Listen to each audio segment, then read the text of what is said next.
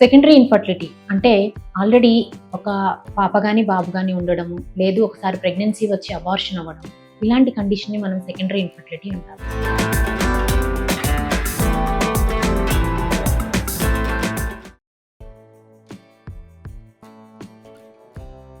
దీనికి ఉన్న main reasons ఏంటి అంటే, ఆల్రెడీ ఫస్ట్ బేబీ వచ్చింది కదా, నాలో ఏం ప్రాబ్లం లేదు, నువ్వే వెళ్ళి చూపించుకో, ఇలాంటి కామన్ డిస్కషన్స్ ఇంట్లో జరుగుతూ ఉంటాయండి.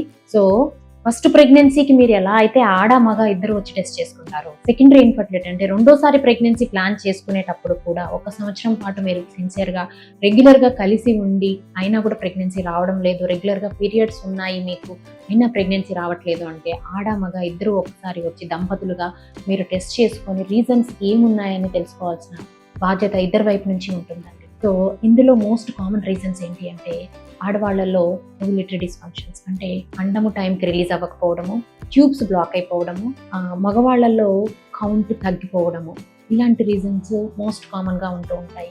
సో ఆల్రెడీ మాకు ప్రెగ్నెన్సీ వచ్చింది కదా, ఇప్పుడు మళ్ళీ ప్రెగ్నెన్సీ కోసము న్యాచురల్గానే వస్తుందిలే అని 8, 9, 10 సంవత్సరాలు వెయిట్ చేసి అసలు మొత్తము అంతా మీ చేతిలోంచి విషయం అంతా జారిపోయిన తర్వాత బాధపడుతూ వచ్చే దంపతులు ఎంతోమంది ఉన్నారు.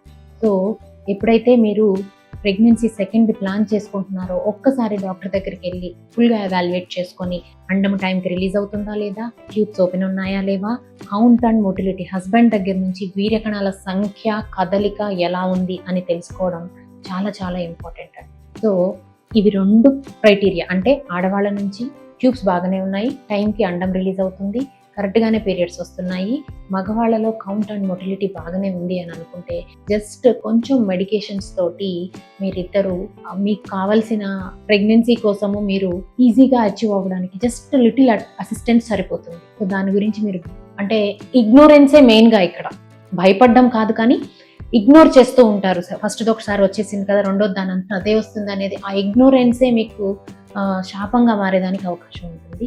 సో అందుకని కంపల్సరీ సెకండ్ ప్రెగ్నెన్సీ ప్లాన్ చేసుకునేటప్పుడు ఒక్కసారి దంపతులు మీరు ఎవాల్యుయేట్ చేసుకొని సెకండ్ది ముందుకు వెళ్తే ప్రెగ్నెన్సీ వచ్చేదానికి అవకాశం ఎక్కువగా ఉంటుంది.